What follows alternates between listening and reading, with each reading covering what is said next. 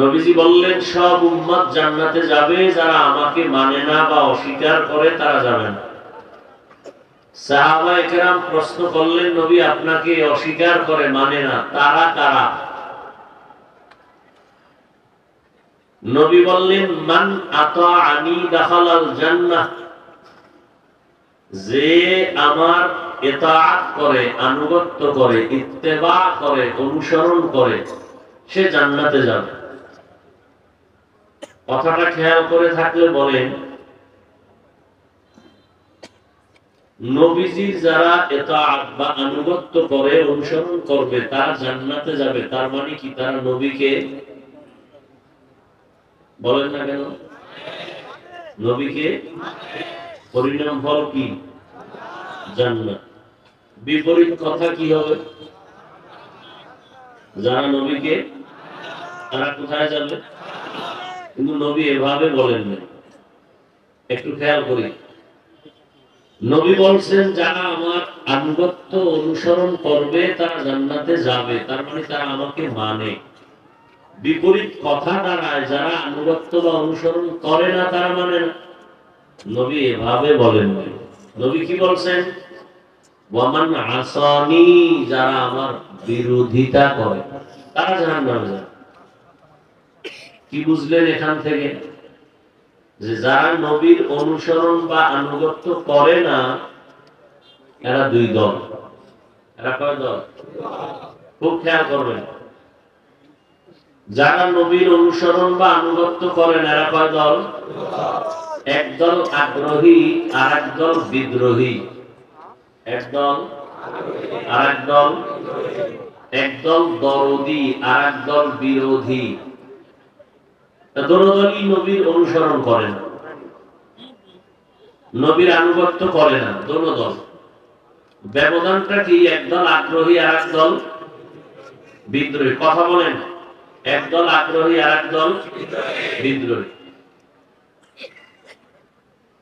কথার কথা ধরে নেন, একজনকে আমি ডান দিক থেকে জিজ্ঞাসা করলাম, একটা যুবককে, এই যুবক, নবীর আদর্শে টুপি পরো না কেন? তো যুবক বলে, হুজুর টুপি পরা খুব দরকার, নবীর আদর্শ চেষ্টা করি, পারি না, দোয়া চাই। কি বুঝলেন, আগ্রহী না বিদ্রোহী? বাম দিক থেকে একজনকে জিজ্ঞাসা করলাম, এই ভাই যুবক, তুমি টুপি পরো না কেন? সে আমার কথাটা শেষ না হতেই বলল, টুপি না পরলে অসুবিধা কি? টুপির মধ্যে কি ইসলাম? আগ্রহী না বিদ্রোহী? রসুলের আদর্শের বেলায় বিদ্রোহীর নাম বেয়াদব, রসুলের আদর্শের বেলায় বিদ্রোহীর আর এক নাম গাদ্দার। দুজনেই কিন্তু নবীর অনুসরণ করে না, কিন্তু একজন আগ্রহী আর একজন। খুব কঠিন কথা, খুব কঠিন। যে আগ্রহী তাকে গালি দেওয়া যাবে না, আরো কঠিন। যে বিদ্রোহী তাকে ছাড় দেওয়া যাবে না। ব্যবধান বুঝেননি? একজনে নামাজ পড়ে না, আর একজন নামাজ পছন্দ করে না, দুইজন সমান? যে নামাজ পড়ে না, পড়ার আগ্রহ আছে, বিদ্রোহ না। যে নামাজ পছন্দ করে না, সে আগ্রহ নয়, বিদ্রোহ। সে বেয়াদব, সে গাদ্দার। তাহলে আগ্রহীকে গালি দেওয়া যাবে না, বিদ্রোহীকে ছাড় দেওয়া যাবে না, সুযোগ পেলেই জুতার বাড়ি।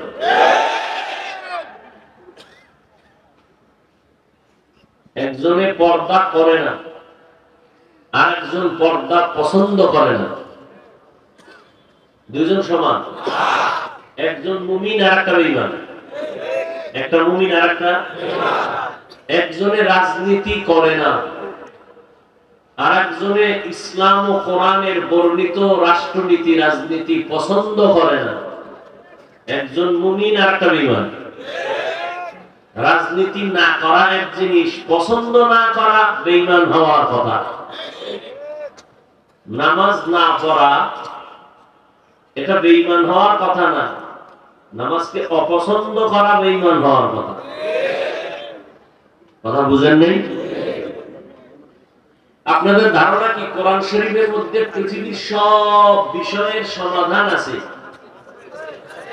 শুধু রাষ্ট্রীয় ব্যাপারে রাজনীতির বিষয় ইসলাম বা কোরআনে কোনো কিছু নাই বিদায় ইসলাম ও কোরআনটা এই একদিক থেকে দুর্বল।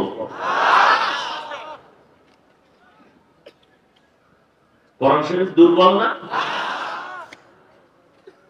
কেন বলেন কোরআনে এইটা নাই সেইটা নাই? আগ্রহী না বিদ্রোহী? আপনি রাজনীতি করেন না, আপনাকে গালি দেওয়া হারাম, জায়েজ নেই। পছন্দ করি না যদি বলেন তাহলে কথা আছে। এখন অনেকে হয়তো না যাইনাও বলে, অথচ কোরআন শরীফের রাজনীতির সূরাও আছে। রাজনীতি জীবনেও শুনেন না, আমি বলে যাচ্ছি, লিখে রাখেন। তবে আপনাকে ওই পচা ধান্দাবাজি রাজনীতির সিস্টেম ইসলামে নাই, অনুমতিও নেই। রাসূল যে রাষ্ট্রনীতি কায়েম করছেন, দেশ পরিচালনা করছেন, সুলাইমান নবী দেশ চালাইছেন, ইউসুফ নবী রাষ্ট্র চালাইছেন, এগুলো কোরআনে আছে, এগুলো পবিত্র। সুলাইমান বিলকিসের ঘটনা আসেনি কোরআন শরীফে? ইউসুফ নবী আর জুলাইখার ঘটনা আসেনি? আল্লাহর কসম সবগুলো রাষ্ট্রনীতির বয়ান। আমাকে কোরআন শরীফ দেন আর আপনারা বাংলাটা ধরেন আর আমি ব্যাখ্যা করে যাই, টের পাইবেন রাজনীতি কত প্রকার আর কি কি। আমাকে হুজুরেরা বলে না কেন?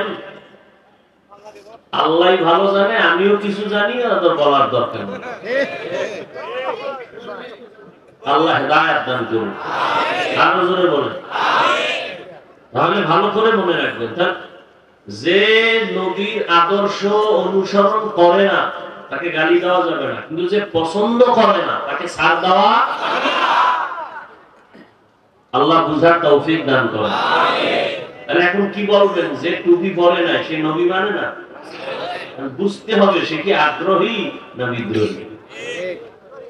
ইসলাম এত কঠিন না আর এত পানিও না।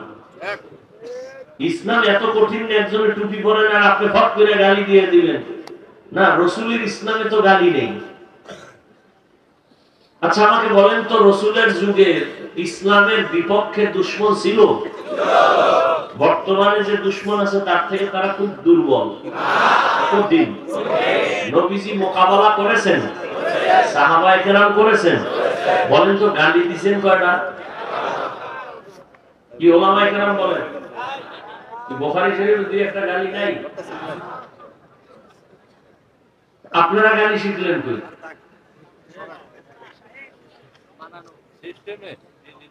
আহা নবী দেখেন, আমার আয়াতটার আলোচনা এই বিষয়, শানে রিসালাত, রাসূলের জিন্দেগীর আলোচনা। আসেন আয়াতের মধ্যে হাদিস নিয়ে কিছু কথা বললাম। আল্লাহ বলেন, ওয়ামা আরসালনাকা ইল্লা রাহমাতাল লিল আলামিন।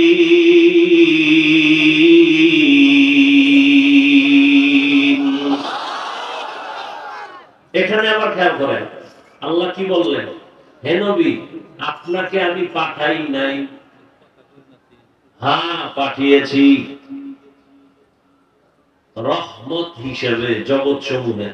এটা ঘুরায় না বলে ডাইরেক্ট বললেই তো হইতো, হে নবী আপনাকে জগৎ সমূহের রহমত করে পাঠাইলাম। ঘুরাইয়া বললেন কেন? হে নবী আপনাকে আমি পাঠাই নাই? হ্যাঁ পাঠাইছি। ফিআলুল হাকিম লা ইয়াখলু আনিল হিকমাহ। জ্ঞানীদের কাজ জ্ঞান থেকে খালি না, হাকিমের কোন কাজ হিকমত থেকে শূন্য না। আল্লাহ বুঝাইলেন, দুনিয়ার মানুষ, তোমাদের জেহেনটাকে আমি পরিপূর্ণ সাফ করে বুঝাইলাম। আমার নবীকে পাঠাই নাই বইলা তোমার জেহেন পরিষ্কার করে ফেললাম। এইবার নতুন করে নেও, আমি নবীরে পাঠাইছি জগৎ সমূহের রহমত। তার মানে নবীর পুরা জিন্দেগিটাই রহমতের চাদরে আটকানো, পুরাটাই রহমত, কোনো গজব নাই। আল্লাহ কয় নবী আপনি অর্ডার দেন, জিব্রাইল পাঠাইলাম তাইফের মানুষ মেরে ফেলি। নবী বলেন না, মারা যাবে না। ওদিকে মুনাফিকের সর্দার মারা গেছে,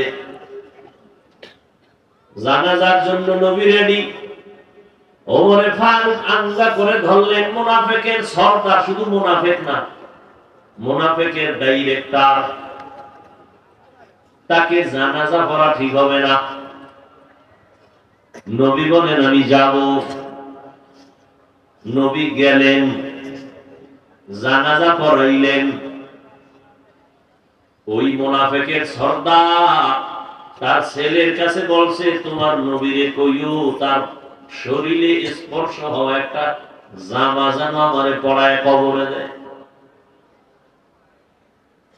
আল্লাহ কোরআনে আয়াত নাযিল করে বললেন যে আপনি 70 বার যদি ইস্তেগফার করেন ওই মুনাফিকের বেলা আমি তা কবুল করব না, গ্রহণ হবে না।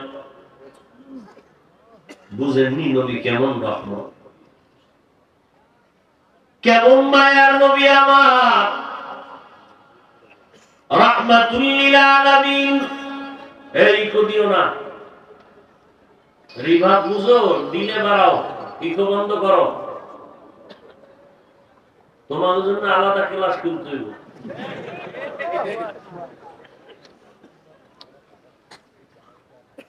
অনেকে তর্জমা করেন উভয় জগতের জন্য নবী রহমত।